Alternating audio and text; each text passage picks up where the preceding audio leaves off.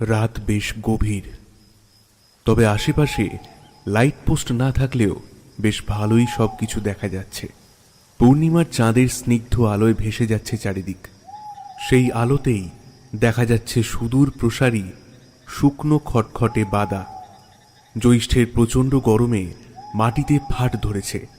বাদার পাশেই বেশ কিছুটা জায়গা নিয়ে লম্বা জঙ্গলের মতো আছে।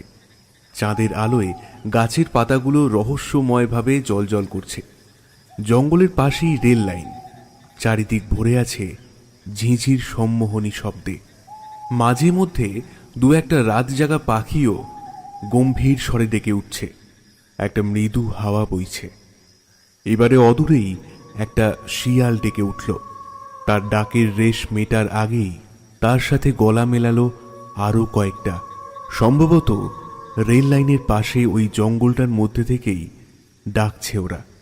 শিয়ালদের কোরাস শেষ হওয়ার আগেই রেল লাইনটা এবারে একটু চকচক করে উঠল। লাইন ধরে দূরে একটা হলুদ আলোর বিন্দু দেখা গেল। সেটা ছোট থেকে ক্রমশ বড় হচ্ছে। ট্রেন আসছে। একটু পরেই জায়গাটা ভরে উঠল ট্রেনের চাকা আর রেল লাইনের পাতের সংঘর্ষে সৃষ্ট ঘটাস ঘটাস শব্দে। কিছুক্ষণ সেই শব্দ থাকার পরে ট্রেনের সাথে সাথে সেটাও দূর থেকে আরও দূরে চলে গেল। ট্রেন পাশ থেকে যাওয়ার সময় যে ছোটোখাটো ঝড়ের দাপটে জঙ্গলের গাছগুলো নাচতে শুরু করেছিল, সেই দাপটও কমতে কমতে মিলিয়ে গেল। আবার শিয়ালের কোরাস শুরু হলো। তবে সেই শব্দ এবারেও আর বেশিক্ষণ কানে এলো না। শিয়ালদের কোরাসকে ছাপিয়ে শোনা গেল আর একটা শব্দ।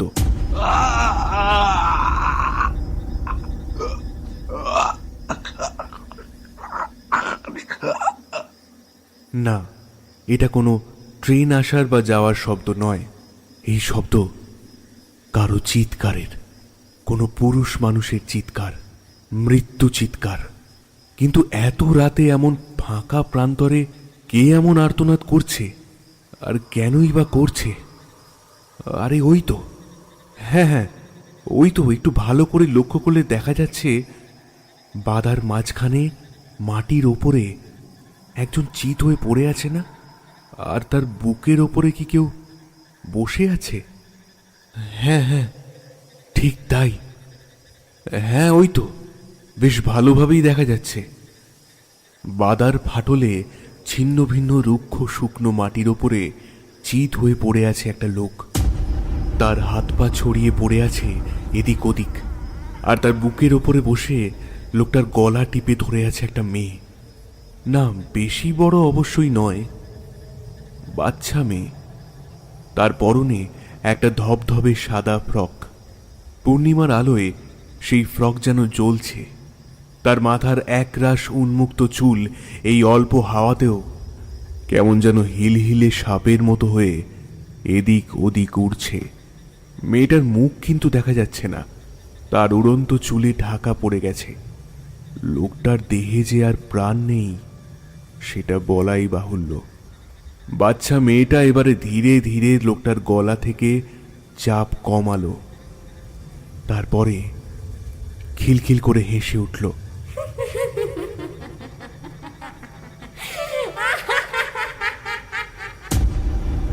না, এই হাসি আর যাই হোক কোনো বাচ্চার হতেই পারে না। হাজারটা ফাঁকা টিনের ড্রাম একসাথে পেটানোর মতো শোনাচ্ছে সেই হাসি। হাসি থামিয়ে বাচ্চাটা আবার নিজের দুটো হাত বাড়িয়ে দিল লোকটার গলার দিকে। আবার ধরল গলাটা। তারপর এক হ্যাঁচকা টানে লোকটার ধর থেকে মাথাটা আলাদা করে নিল। ফিনকি দিয়ে চারিদিকে রক্ত ছড়িয়ে পড়ল। মুহূর্তের মধ্যে ওই জায়গার মাটির আঁকা বাঁকা ফাটলগুলো ভরে উঠল রক্তে। বাচ্চা মেয়েটা আবার খিলখিলিয়ে হেসে উঠল।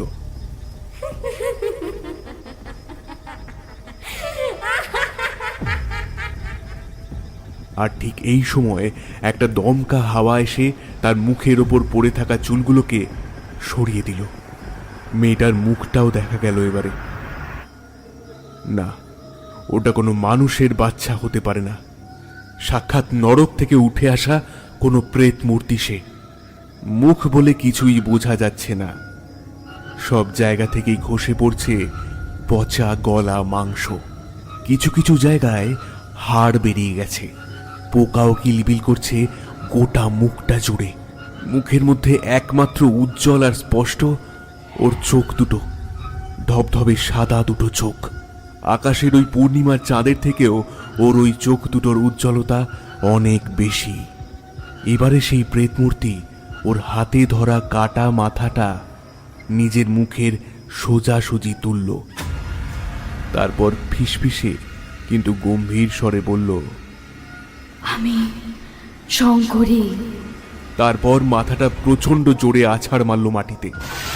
সাথে সাথে মাথাটা ফেটে ঘিলু রক্ত ছিটকে গেল চারিদিকে।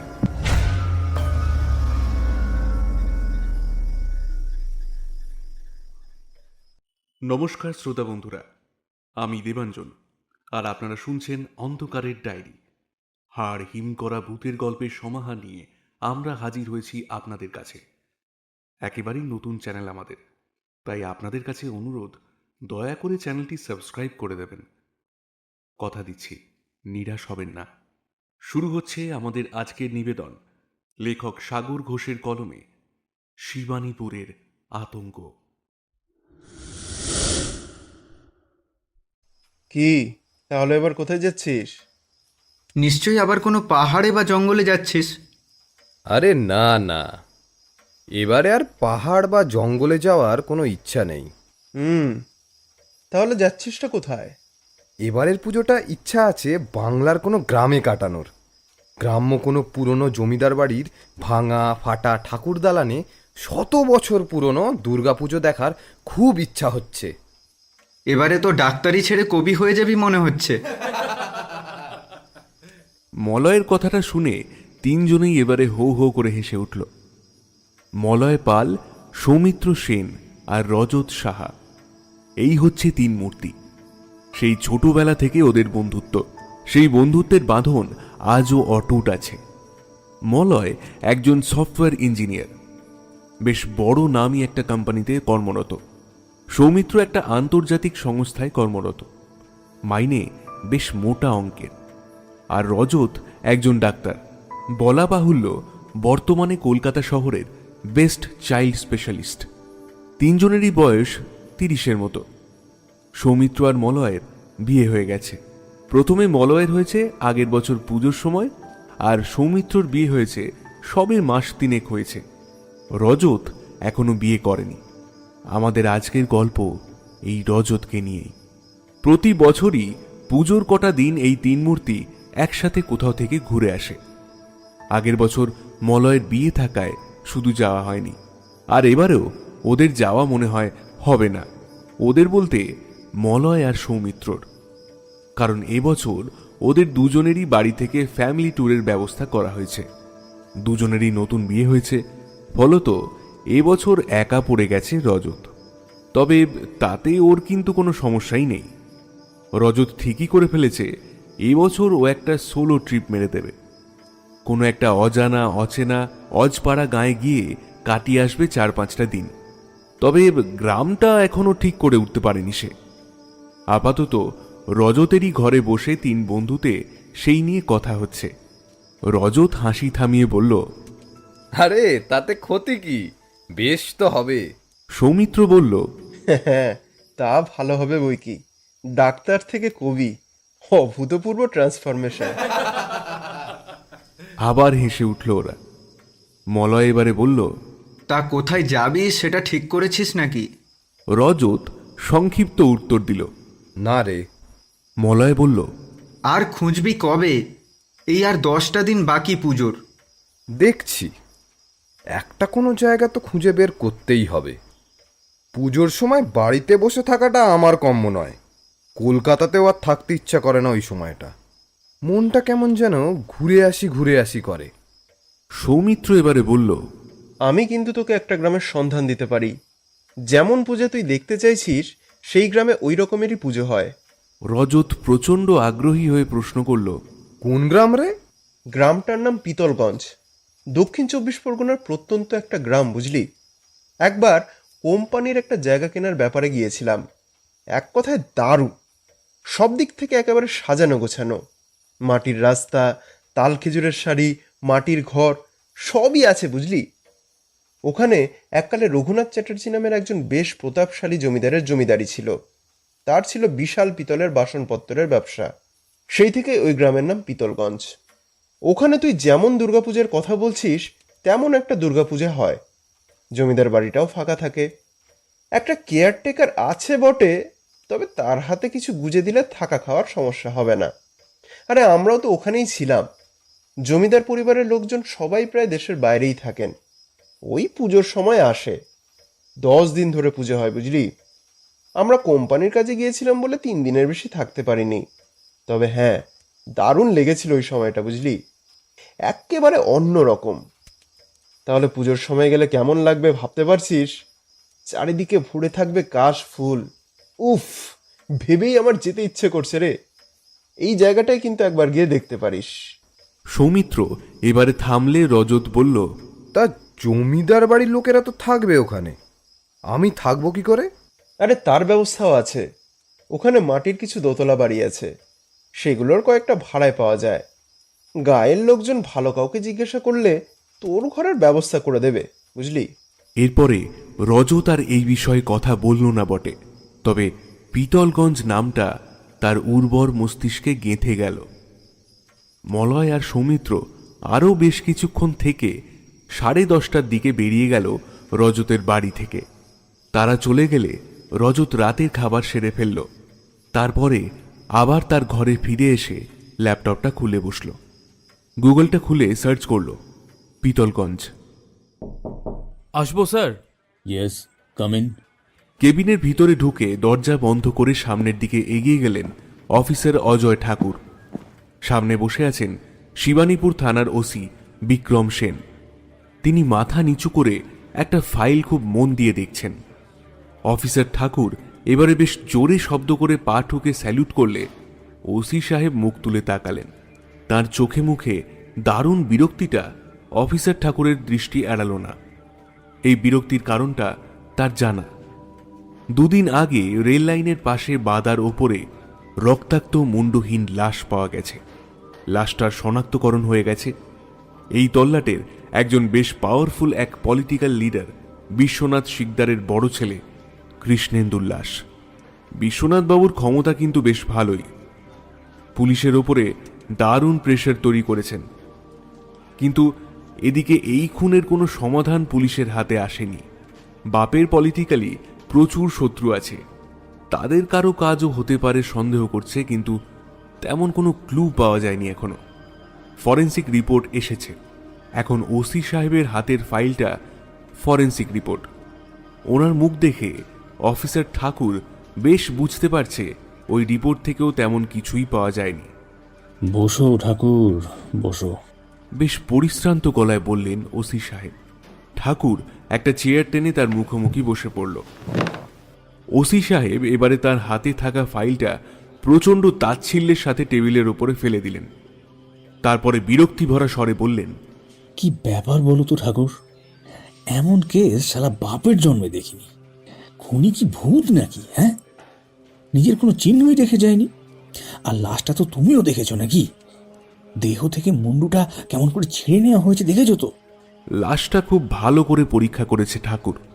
দেহ থেকে মাথাটা যেমন করে ছিঁড়ে নেওয়া হয়েছে তাতে শরীরে অসুরের জোর লাগবে সেটাও খুব ভালো করে বুঝতে পেরেছে তখন। ও বলল, হ্যাঁ স্যার, দেখেছি। ব্যাপারটার পেছনে রহস্যটা কিছু ঠাহর করতে পারছো নাকি? না স্যার, সত্যি কিচ্ছু বুঝতে পারছি না। খুনি সত্যিই কোনো সূত্র রেখে যায়নি আমাদের জন্য।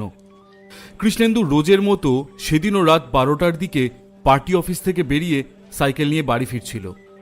ওর সাথে আরও 2 জন ছিল। তাদের সাথে কথা বলেছি স্যার। একজনের নাম মঙ্গল, আর একজনের নাম জগন্নাথ। স্যার, ওদের বয়ান অনুযায়ী সেদিন রাত্রে ফিরতে ওদের অনেক রাত হয়ে গিয়েছিল। সেই জন্য কৃষ্ণেন্দু একটা শর্টকাট ধরেছিল, মানে লাইনের পাশ দিয়ে ওই যে বাদার পথটা, ওইটা। মঙ্গল আর জগন্নাথের বাড়ি অন্য পথে, তাই ওরা চলে গিয়েছিল। ব্যাস, এরপরে আর কিচ্ছু জানা যাচ্ছে না স্যার।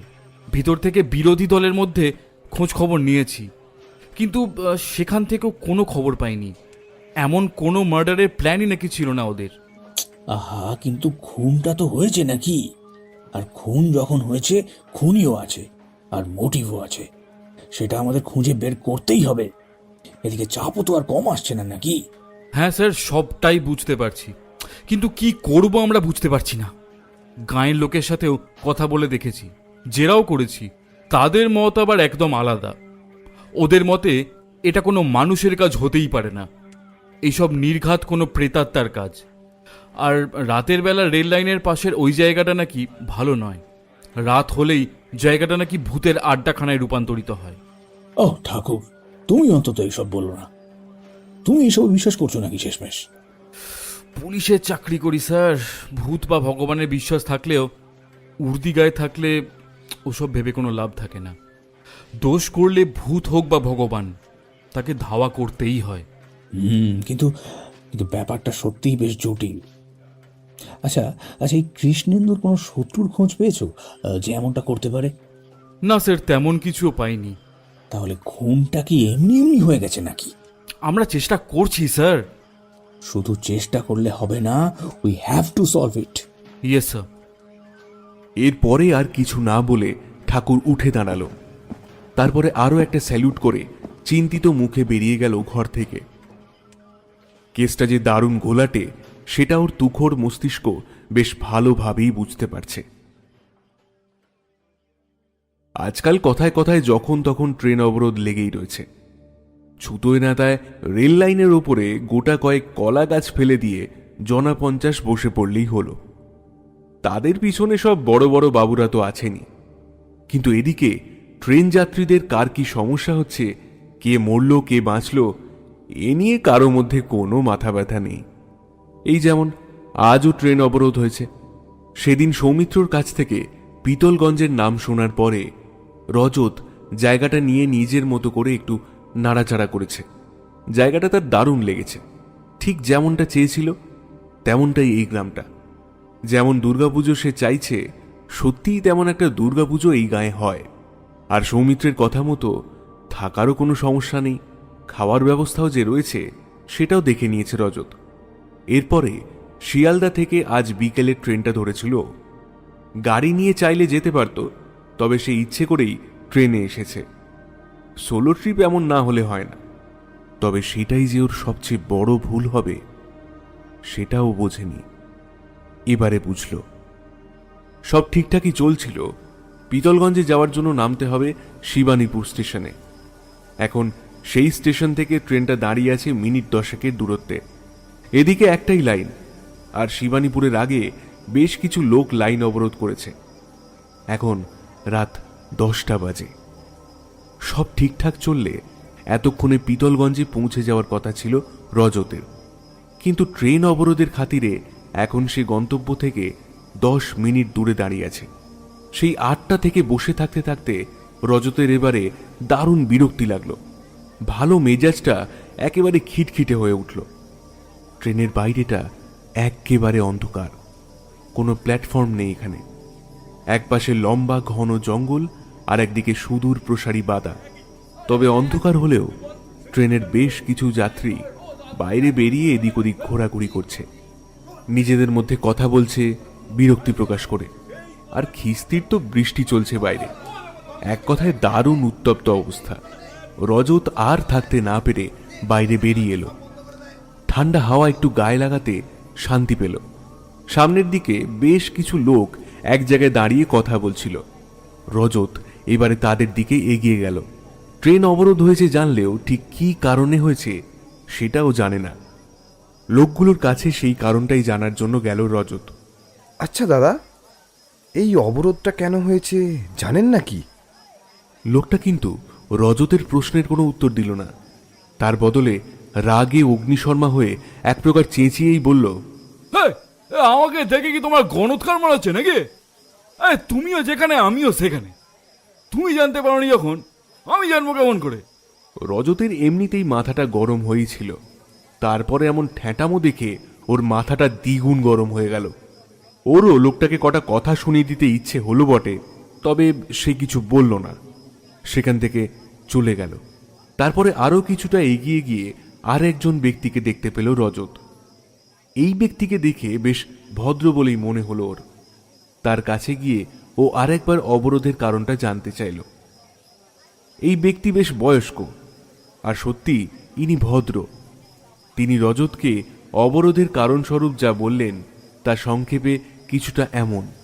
দিন চারেক আগে শিবানীপুরের বেশ ক্ষমতা সম্পন্ন এক রাজনৈতিক নেতার ছেলের মৃতদেহ পাওয়া যায় এখান থেকে কিছুটা দূরে রেল লাইনের পাশে। মুন্ডহীন দেহ, সেই নিয়েই কদিন ধরে বেশ জলঘোলা হচ্ছিল। পুলিশ চেষ্টা করেও খুনির কোনো খোঁজ পাওয়া যাচ্ছে না। যার ছেলে মারা গেছে সে তার রাজনৈতিক ক্ষমতাও লাগিয়েছে। ব্যাস, ট্রেন অনির্দিষ্টকালের জন্য দাঁড়িয়ে গেছে। বৃদ্ধের কথাটা শুনে রজত প্রথমে তার ভাগ্যকে একটা তিরস্কার জানালো। সত্যি কি বাজে কপাল, ঠিক যে ট্রেনটা ও ধরল সেটাই ঢোকার আগে এমন হলো। তারপরে রজত সেই ব্যক্তিকে জিজ্ঞাসা করল, আজ ট্রেন ছাড়ার আর কোনো সম্ভাবনা আছে? আমার তো মনে হচ্ছে না, তবু তুমি একবার ড্রাইভারের কাছে গিয়ে জিজ্ঞাসা করে দেখতে পারো। তা তুমি যাবে কোথায়? পিতলগঞ্জে যাব। ওরে বাবা, সে তো বেশ ভালোই দূরে। শিবানীপুর স্টেশনই এখান থেকে হেঁটে গেলে তা প্রায় 30 মিনিটের মতো তো লাগবেই। তারপরে সেখান থেকে পিতলগঞ্জ আরো 1 ঘন্টার রাস্তা। সকালবেলা হলে তবু ভ্যান বা রিক্সা কিছু পেতে, কিন্তু এখন তো আর সেসব কিছুই পাবে না। বৃদ্ধের সাথে কথা বলে আরও কিছুক্ষণ এদিক ওদিক ঘোরাঘুরি করে রজত এগিয়ে গেল ড্রাইভারের কামরার দিকে। এই দিকটায় লোকজন তেমন একটা নেই, মহালয়া হয়ে গেছে 2 দিন আগেই। অল্প অল্প ঠান্ডাও পড়েছে, তার উপরে এমন ধুধু প্রান্তরে ঠান্ডা যেন একটু বেশিই লাগছে। ড্রাইভারের কামরার কাছে গিয়ে সে দেখল ড্রাইভার মশাইও বাইরে বেরিয়ে এদিক ওদিক ঘুরছেন আর সিগারেটে শুক টান দিচ্ছেন। রজত তার কাছে এগিয়ে গিয়ে জিজ্ঞাসা করল, আচ্ছা, ট্রেনটা কখন ছাড়বে একটু বলতে পারবেন? ড্রাইভার ব্যক্তি এবারে নিতান্তই ব্যঙ্গের দৃষ্টিতে তাকালেন রজতের দিকে।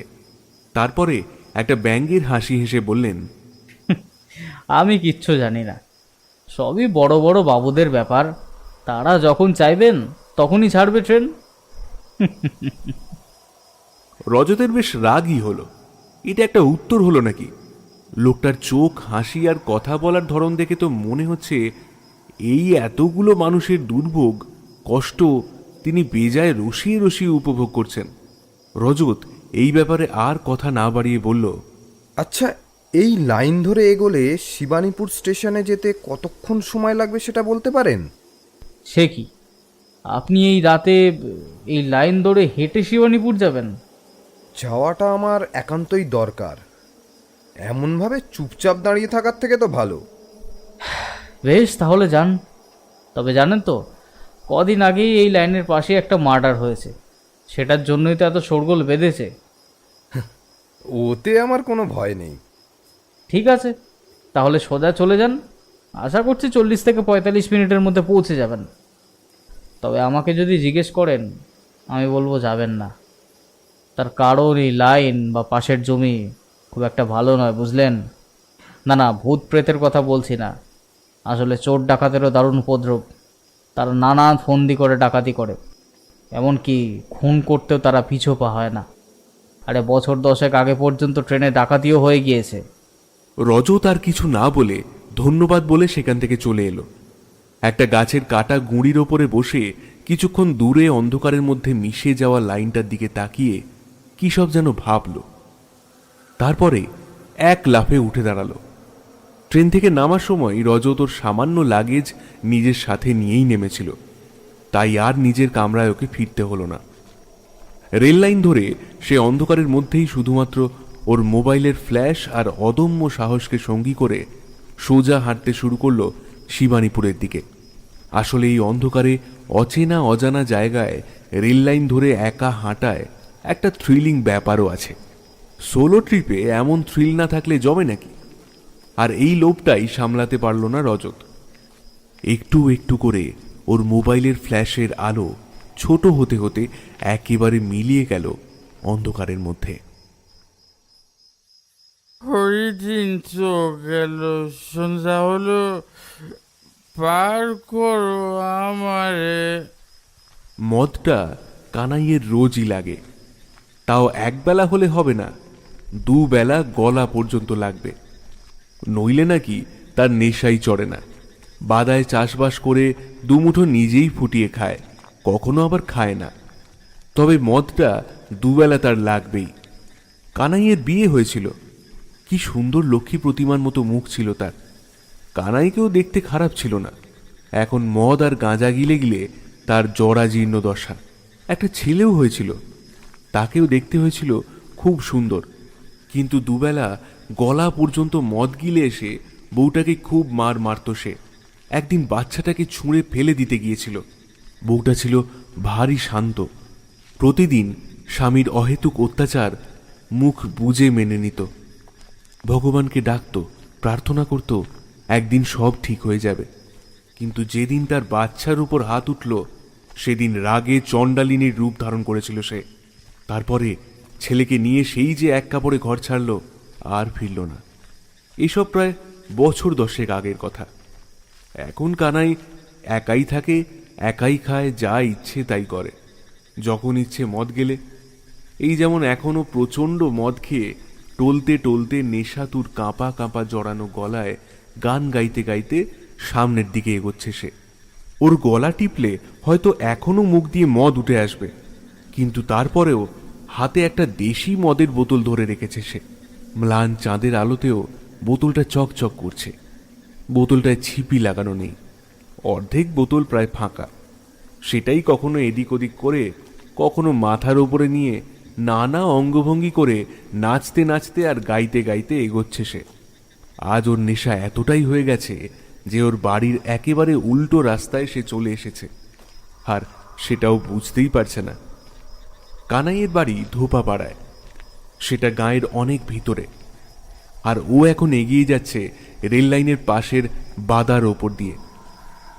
এখন ও যেখানে আছে সেখান থেকে কিছুটা দূরেই পাওয়া গিয়েছিল কৃষ্ণেন্দুর রক্তাক্ত মুন্ডহীন দেহটা।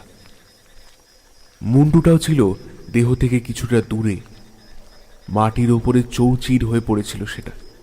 কানাইও সেই দৃশ্য দেখেছে, কিন্তু তখন সে সুস্থ ছিল, আর এখন ওকে ওর নাম জিজ্ঞাসা করলেও বলতে পারবে বলে মনে হয় না।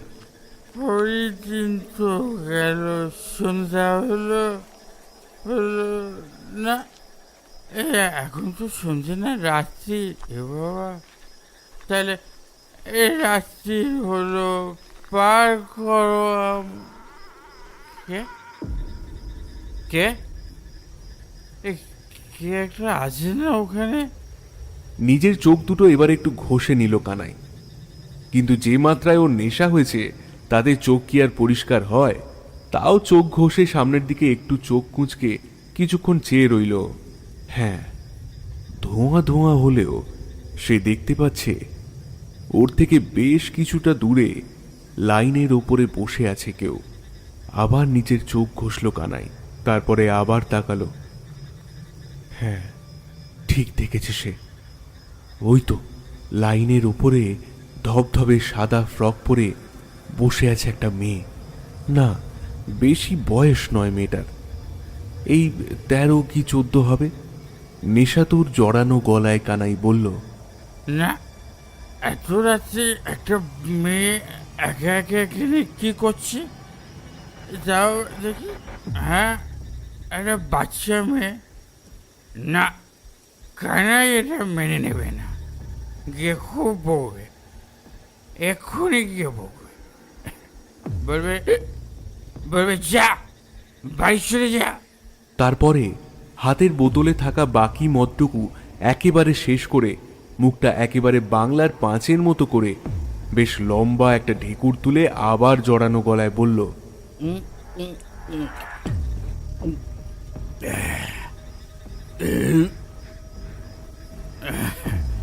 এবার যাও। কানাই এবারে টলমলো পায়ে এদিক ওদিক করতে করতে এগিয়ে গেল বাচ্চা মেয়েটার দিকে। কিছুক্ষণের মধ্যেই কানাই মেয়েটার একেবারে কাছাকাছি চলে গেল। মেয়েটার কিন্তু সেদিকে কোনো খেয়ালই নেই। সে এক মনে মাথা নিচু করে রেল লাইনে একটা পাথর নিয়ে ঠুকছে। হালকা হাওয়াতে তার মাথার চুলগুলো এদিক ওদিক অল্প উড়ছে। কানাই এবারে মেয়েটার ঠিক পিছনে দাঁড়িয়ে জড়ানো গলায় বলল, এই মেয়ে, কে রে তুই? এত রাতে এখানে কি করছিস রে?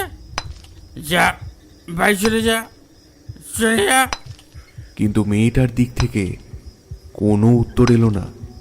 সে একই রকমভাবে মাথা নিচু করে বসে লাইনে পাথর ঠুকেই চলল। জায়গাটা একেবারে শান্ত।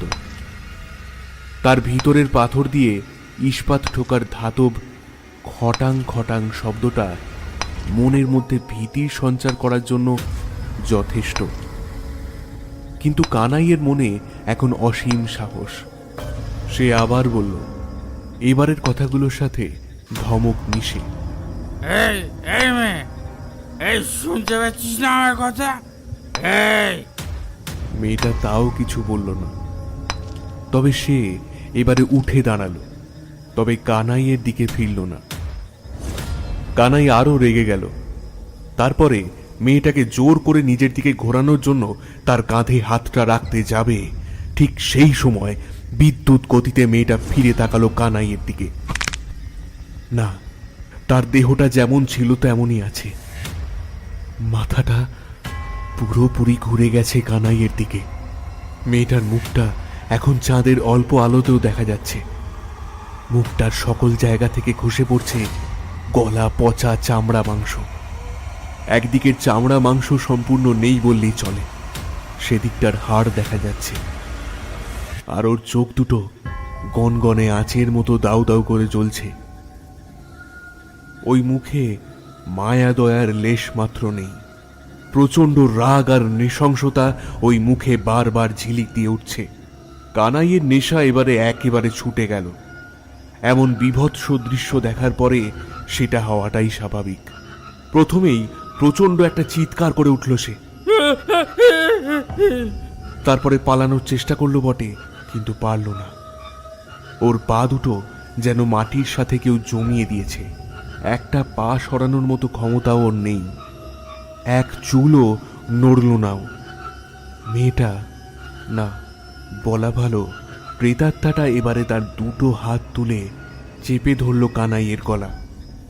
কনকনে ঠান্ডা বরফের মতো তার স্পর্শ, আর পাষাণের মতো শক্ত তার বজ্র মুষ্টি। সেই চাপ থেকে নিজেকে বাঁচানোর ক্ষমতা কানাইয়ের নেই। কানাই কেন, পৃথিবীর সর্বোচ্চ শক্তিশালী ব্যক্তিরও নেই সেই ক্ষমতা। কানাই এবারে মাটির উপরে পড়ে গেল চিত হয়ে। প্রেতাত্মাটা এবারে তার বুকের ওপরে চেপে বসল। কানাইয়ের প্রাণ প্রায় যায় যায়। ও আরো চিৎকার করতে চাইছে, কিন্তু পারছে না। চারিদিকে ছটফট করছে, কিন্তু সেই প্রচণ্ড চাপ থেকে এতটুকুর জন্য নিজেকে ছাড়াতে পারছে না। বরং সেই চাপ আরো বেশি করে চেপে বসছে ওর গলায়। এবারে প্রেতাত্মা এক হাতে কানাইয়ের গলা টিপে ধরে আর এক হাতে চেপে ধরল কানাইয়ের চুলের মুঠি।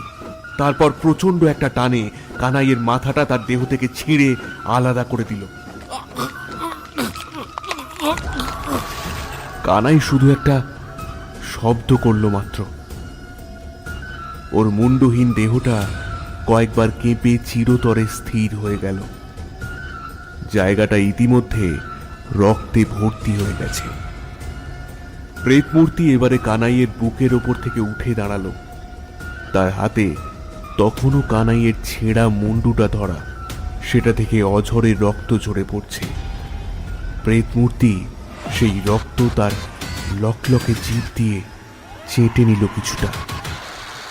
তারপরে প্রচণ্ড রাগে মুন্ডুটা কানাইয়ের দেহ থেকে বেশ কিছুটা দূরে প্রচণ্ড জোরে আছাড় মারল।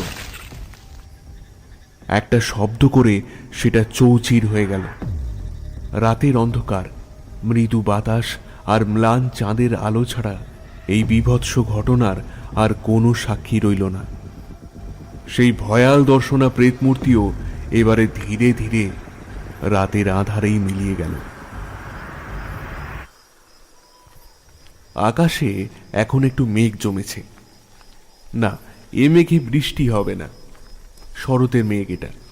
সেই মেঘের ফাঁক দিয়েই চাঁদ কখনো উঁকি দিচ্ছে, আবার কখনো লুকিয়ে পড়ছে।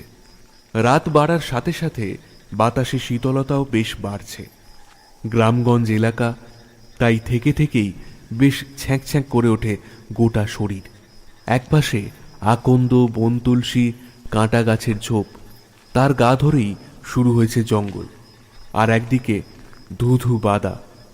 মাঝখান দিয়ে জঙ্গল আর বাদাকে ভাগ করে সোজা চলে গেছে রেল লাইন।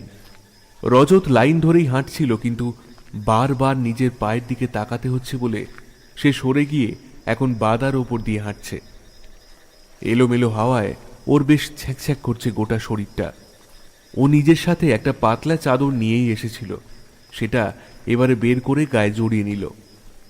তারপরে আবার মোবাইলের ফ্ল্যাশের আলোয় অন্ধকার কাটিয়ে সামনের দিকে এগিয়ে চলল।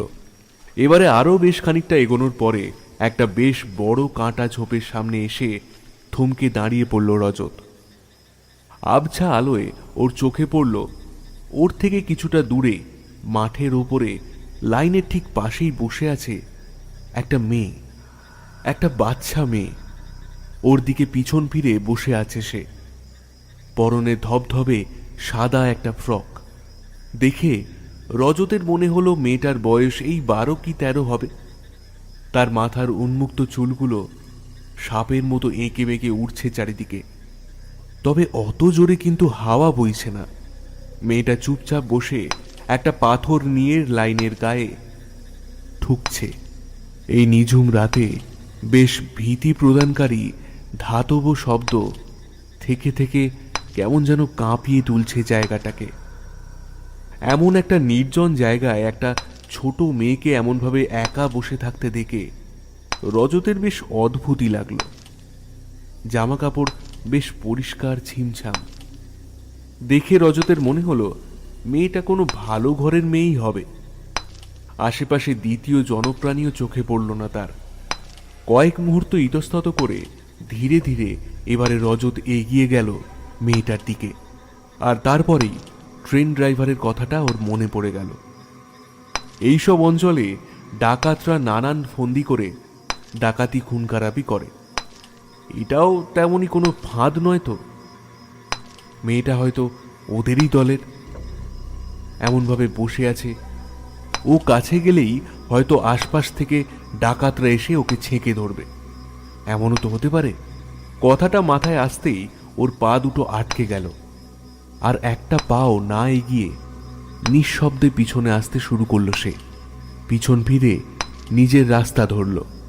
কিন্তু কথায় আছে না, সুখে থাকতে ভূতে কিলোয়। রজতের সাথেও এবারে সেটাই হলো।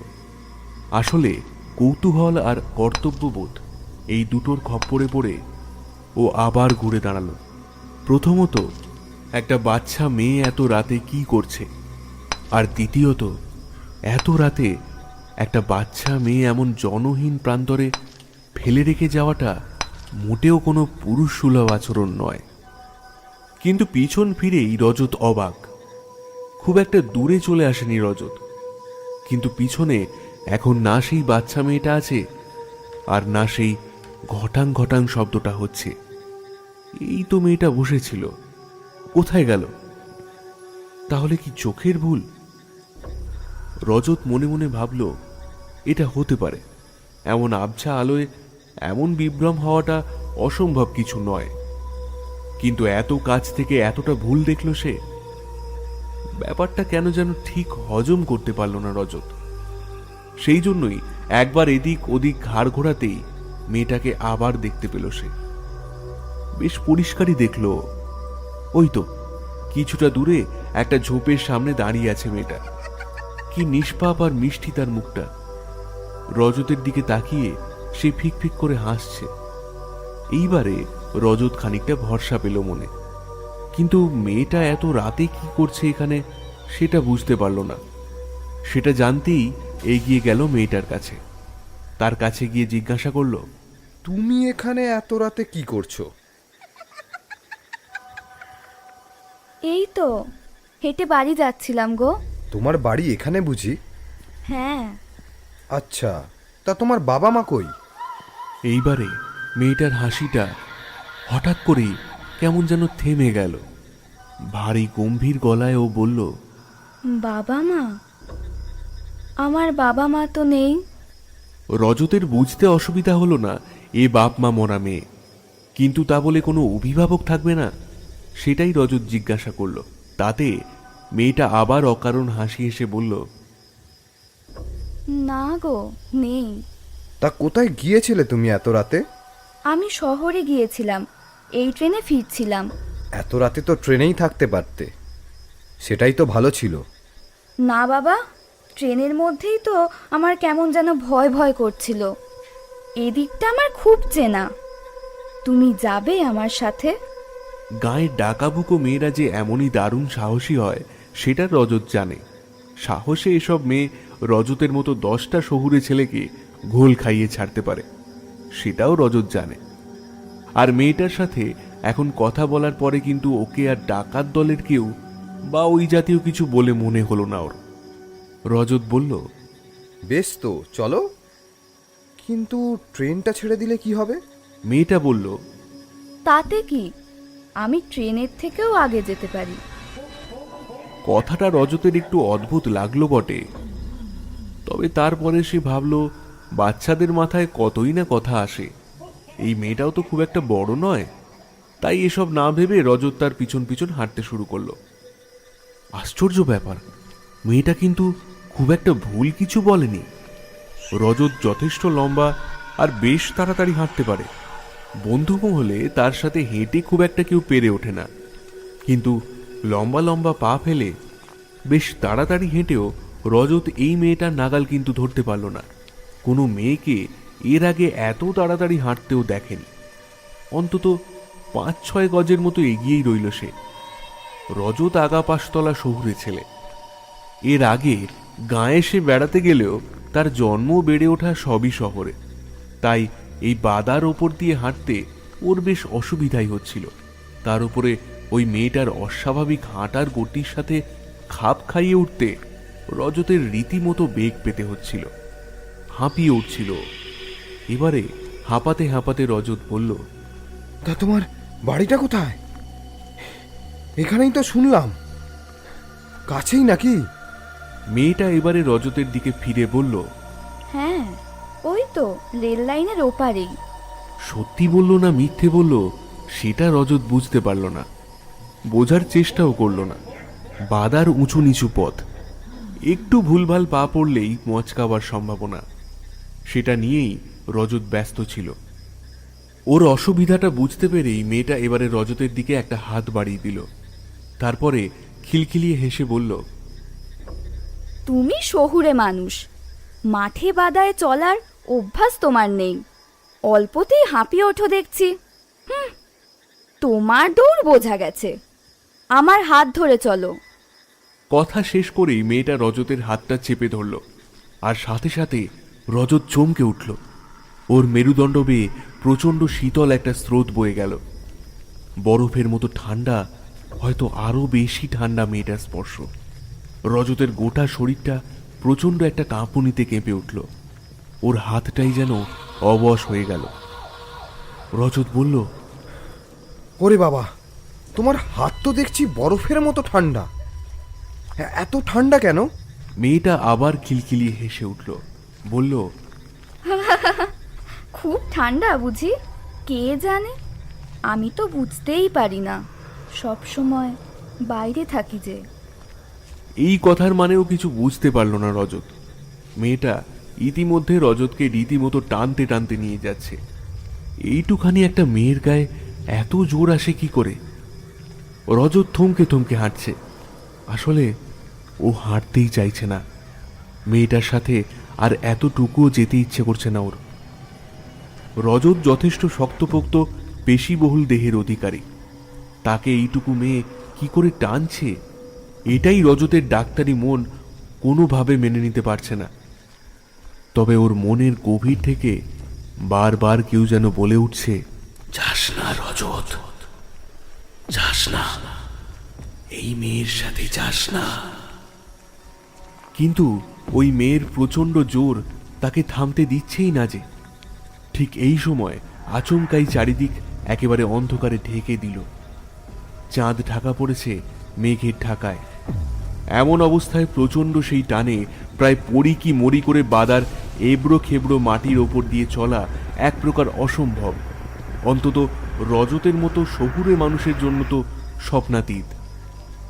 অনেকক্ষণ ধরেই রজত মেয়েটার হাত থেকে নিজেকে ছাড়ানোর চেষ্টা করছিল, কিন্তু পারছিল না। এবারে পারল। বসে পড়ল মাটির ওপরে, হাঁপাতে থাকলো সে। তেমনভাবেই বলল, আরে আর যে হাঁটতে পারছি না। আরে এত জোর হাঁটা যায় নাকি? আর কতটা যেতে হবে? মেয়েটা কিন্তু রজতের প্রশ্নগুলোর কোনো উত্তর দিল না। তার পরিবর্তে বলল, তুমি না গেলে তো চলবে না। রজতের মুখটা এবারে নিজে থেকেই ওপর দিকে উঠে গেল। মেয়েটার গলাটা কিন্তু আর আগের মতো বাচ্চাদের মতো শোনাচ্ছে না। ওর গলাটা এখন হাজারটা বজ্রপাত একসাথে পড়ার মতো শোনাচ্ছে। দারুণ ঘ্যাস ঘ্যাসে সেই গলা। আর ওপরের দিকে তাকাতেই রজতের সমস্ত শরীরটা একেবারে ঠান্ডা হয়ে গেল। ওর মনে হলো ওর শরীরের সম্পূর্ণ রক্ত একেবারে জল হয়ে গেছে। ওর হৃৎপিণ্ডটা এত জোরে ছুটছে যে যখন তখন কাজ করা বন্ধও করে দিতে পারে। চোখ দুটো নিজের জায়গা থেকে ঠিকরে বেরিয়ে আসতে চাইছে। রজত দেখল ওর সামনে দাঁড়িয়ে থাকা মেয়েটার শুধু গলাটাই নয়, তার সমগ্র শরীরেই আমূল পরিবর্তন হয়েছে।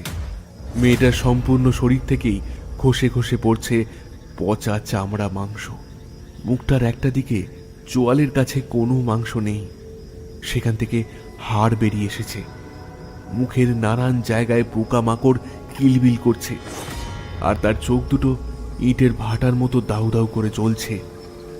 আর ওর গোটা মুখে প্রচণ্ড একটা রাগ আর হিংস্রতা ঝিলিক দিচ্ছে। জলজান্ত একটা মেয়ে উধাও হয়ে গিয়ে তার জায়গায় এমন ভয়ঙ্কর রাক্ষসী কোথা থেকে এলো সেটাই বুঝতে পারল না রজত। সত্যি বলতে বোঝার ক্ষমতাও ওর নেই। ওর গোটা শরীরটাই থরথর করে কাঁপছে। ওর গলা থেকে এতটুকু শব্দও বেরোচ্ছে না। ওর গলা ফাটিয়ে চিৎকার করতে ইচ্ছে করছে, কিন্তু কিন্তু ও পারছে না। সেই রাক্ষসী এবারে প্রচণ্ড গর্জন করে বলে উঠল, চলো চলো আমার সাথে, যেতেই হবে তোমাকে, চলো। এরপরে সে দু হাত তুলে রজতের গলাটা চেপে ধরতে এগিয়ে এলো। রজত বেশ বুঝতে পারছে ওই মরণ মুষ্টির মাঝে যদি ওর গলাটা একবার আটকে যায় তাহলে ওর বাঁচার আর বিন্দু মাত্র সম্ভাবনা নেই। কিন্তু উঠে পালানোর মতো ক্ষমতাও যে ওর শরীরে নেই। আশেপাশের ঠান্ডা এখন যেন কয়েক গুণ বেড়ে গেছে। এমনই একেবারে অসহায় সময় মানুষের মধ্যে অদ্ভুত একটা ক্ষমতা কোথা থেকে যেন চলে আসে। বাঁচার একটা তীব্র ইচ্ছে জেগে ওঠে মনে। সেটাই মূলত সাহসটা যোগায়। রজতেরও তেমনই কিছু একটা হলো এবারে। কোথা থেকে যেন প্রচুর সাহস আর শক্তি এসে ভর করলো তার শরীরে। বাঁচার ইচ্ছেটা প্রচণ্ডভাবে মাথা চাড়া দিয়ে উঠল। বিদ্যুৎ বেগে উঠে দাঁড়ালো। পিঠের ব্যাগটা ইতিমধ্যে মাটিতে পড়ে গেছে। সেটা না তুলেই প্রাণপণে ছুটতে শুরু করলো রজত। উঁচু নিচু যে বাদায় হাঁটতে একটু আগেও তার দারুণ সমস্যা হচ্ছিল, এখন সেটার ওপর দিয়ে দিক বিদিক জ্ঞান শূন্য হয়ে ছুটছে সে। এটাই সম্ভবত প্রাণের মায়া। প্রাণ বাঁচাতে মানুষ সবই পারে। ছুটতে ছুটতেই এবারে বেশ ভারী তবে নরম কিছু একটা ধাক্কা খেয়ে মুখ থুবড়ে সামনে পড়ল রজত। চাঁদ ইতিমধ্যে মেঘের আড়াল থেকে বেরিয়েছে। অল্প আলো ছড়িয়ে পড়েছে চারিদিকে, আর তাতেই জিনিসটাকে এবারে দেখতে পেল রজত। একটা মানুষের দেহ। সেই দেহে মুন্ডু নেই, রক্তে ভেসে যাচ্ছে চারিদিক। ওর গায়েও রক্ত ভর্তি হয়ে গেছে। আর থাকতে পারল না রজত, গলা ফাটিয়ে চিৎকার করে উঠল, এ কি? না না না! আর ঠিক তখন সেই ভয়াল প্রেতাত্মাটাকে আবার দেখতে পেল রজত। সাথে সাথে আবার উঠে দাঁড়ালো, আবার ছুটতে শুরু করলো। কতক্ষণ রজত ছুটেছিল সেটাও জানে না, কতটাই বা গিয়েছিল সেটাও জানে না। ছুটতে ছুটতে কখন পড়ে গিয়ে অজ্ঞান হয়ে গেছে সেটাও তার মনে নেই। শুধু জানে জ্ঞান হারানোর আগে পিছন থেকে সে ঘ্যাঁস ঘ্যাঁসে গলার গর্জন শুনতে পাচ্ছিল।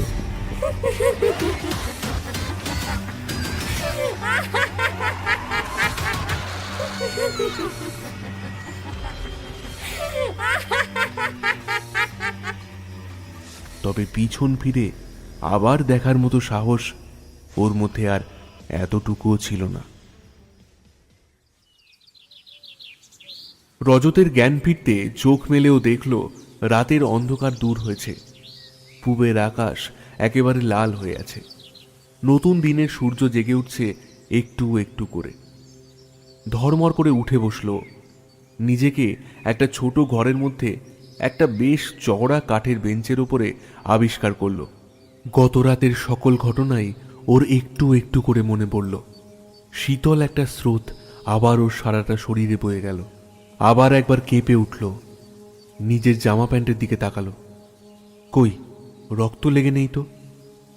তাহলে কি ও স্বপ্ন দেখেছে পুরোটাই? এত পরিষ্কার স্বপ্ন দেখা যায় নাকি? কিচ্ছু বুঝতে পারল না সে।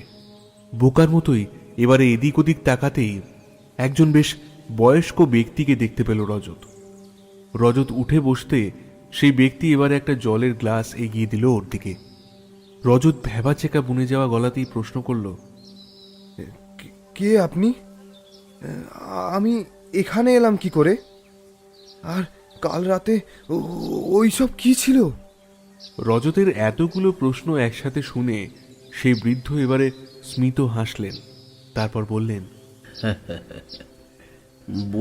বলছি সব বলছি, তুমি আগে শান্ত হও, জলটা খাও। রজত আর কিছু বলল না, ঢকঢক করে পুরো জলটা শেষ করে ব্যক্তির হাতে গ্লাসটা ফেরত দিল। গ্লাসটা এবারে পাশে রেখে ব্যক্তি বলতে শুরু করলেন, আমি হলাম এই স্টেশনের, মানে শিবানীপুর স্টেশনের স্টেশন মাস্টার। আজ এই কিছুক্ষণ আগে দেখলাম তুমি গ্রামের দিক থেকে টলতে টলতে এদিকে এলে, তারপরে প্ল্যাটফর্মের ওপরেই আছাড় খেয়ে পড়লে। জামায় রক্তের দাগ স্পষ্ট। তোমাকে দেখেই বুঝেছিলাম তুমি কার পাল্লায় পড়েছিলে, কারণ এর আগে অনেকেই তোমার মতো যাও করে কপাল জোরে বেঁচে এসে এইখানেই এসে জ্ঞান হারিয়েছে। সেই জন্যই আমি তোমাকে তুলে নিয়ে আসি এখানে। তোমার জামা প্যান্টও বদলে দিয়েছি। তোমায় দেখেই বুঝেছি তুমি ভদ্রলোক আর এখানকার মানুষ নও। এমনিতেই আজ সকালে নাকি ওদিকে আরও একটা লাশ পাওয়া গেছে, যাতে পুলিশি ঝামেলা না হয় তাই তোমার জামা প্যান্ট বদলে দিয়েছি। এবার যার পাল্লায় পড়েছিলে তার কথা বলি। কাল যাকে তুমি দেখেছ সে হচ্ছে শঙ্করী। হ্যাঁ, বছর 10 আগেকার ঘটনা, বুঝলে? সেবারেও ছিল এমন শরতের সময়। পিতলগঞ্জের জমিদার বাড়ির পুজো শুরু হবে কদিনের মধ্যে। ওদের পরিবারের লোকজন আসছে এক এক করে। শঙ্করীও আসছিল তার বাবা মায়ের সঙ্গে। তা সেই শিবানীপুরে আসার আগেই যে ট্রেনে ওরা ফিরছিল সেই ট্রেনে ডাকাত পড়ে। শঙ্করীরা যে কামরায় ছিল সেই কামরাতেও হানা দেয় ডাকাতরা। কামরার সকল মানুষকেই তারা নিঃশেষ করে লুটে নেয়। কামরায় অনেকগুলো পুরুষ মানুষ থাকলেও কেউ ভয়ে কিচ্ছুটি বলেনি। কেউ না, শুধু রুখে দাঁড়িয়েছিল 13 বছরের শঙ্করী। জোর গলায় ডাকাতে বলেছিল তারা খারাপ, আর এতেই শঙ্করীর সাথে তার বাপ মাকেও মেরে ট্রেন থেকে ফেলে দেয়। তারপর থেকেই শঙ্করী এইরকম দুর্গাপুজো হওয়ার ঠিক আগে আগে ফিরে আসে, ঘুরে বেড়ায় ওই জায়গায়। কখনো কখনো রাতের ট্রেনের জানলার ধারে বসে থাকা যাত্রীদের কেউ কেউ দেখে শঙ্করী ট্রেনের সাথে সাথেই ছুটছে। আবার কখনো এই তোমার মতো পথিক হয় ওর শিকার। এইবারে এখনো 2জনকে সে মেরেছে, কাল রাতেই আরেকজনকে মেরেছে। তুমি হতে তৃতীয়। তোমার কপাল আছে, খুব বাঁচান বেঁচেছ, নইলে শঙ্করীর ডাক শুনেও বেঁচে থাকা মানুষদের সংখ্যা খুবই কম। বৃদ্ধ থামলেন। রজতের মুখে কোনো কথা নেই। ওর চোখে মুখের ভাবেই পরিষ্কার ওর মনটা কথাগুলো শোনার পরে বিশ্বাস অবিশ্বাসের টানাটানিতে একেবারেই নাজেহাল হচ্ছে। তবে সে কিছু বলল না। আসলে বলার মতো অবস্থাই নেই রজতের। সেই দিনই রজত ফিরে আসে কলকাতায়। পিতলগঞ্জে যাবার মতো বা ওই জায়গায় আর এক সেকেন্ডও থাকার মতো সাহস ওর ছিল না। রাতটা দারুণ গভীর। চারিদিক একেবারে অন্ধকার। কেউ কোথাও নেই। এবারে সেই অন্ধকারের মধ্যেই বেশ কয়েকটা আলোর বিন্দু জ্বলে উঠল। ক্রমে সেগুলো আরো কাছে এগিয়ে এলো। গোটা চারেক বছর 23-এর ছেলের একটা দল। তারা নিজেদের মধ্যে হাসি ঠাট্টা করতে করতে এগিয়ে আসছে। তাদের মধ্যেই একজন বলল, ভাই, ট্রেনটা আচমকা থেমে না গেলে কিন্তু এইরকম একটা অ্যাডভেঞ্চার মিস করে যেতাম। কি বলিস তোরা? ছেলেগুলো শিবানীপুরের লাইনটার পাশ দিয়ে হেঁটে যাচ্ছে সামনের দিকে। ট্রেন মাঝপথে আচমকা থেমে যাওয়ায় ওরা ঠিক করেছে হেঁটেই ওরা শিবানীপুর স্টেশনে যাবে। তাই করছে। এবারে দুর্গাপুজোটা ওরা এখানে কাটাবে বলেই এসেছে। বেশ আনন্দেই গল্প করতে করতে অন্ধকার কাটিয়ে উঁচু নিচু বাঁধার পথ ধরে এগিয়ে চলল ওরা। কিন্তু কেউ লক্ষ্য করল না ওদের ঠিক পিছনে রেল লাইনের ওপরে ধুলো, কুয়াশা আর জমাট অন্ধকার কুণ্ডলি পাকিয়ে ধীরে ধীরে একটা রূপ নিল। একটা বছর 13-র বাচ্চা মেয়ের রূপ। তার পরনে সাদা ধবধবে ফ্রক, আর ওর মাথার চুল উন্মুক্ত। অল্প হাওয়াতেও সেগুলো এলোমেলো হয়ে উঠছে চারিদিকে।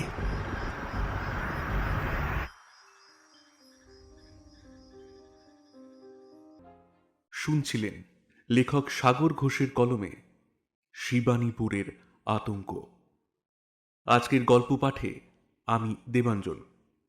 অন্যান্য চরিত্রে রোহিণী, ফিদা, সূর্যশঙ্কর, বিপ্রদীপ, শুভদীপ, অর্ঘদীপ, অতনু এবং পার্থ। শব্দ সংযোজন ও আবহে স্টুডিও রেক 66।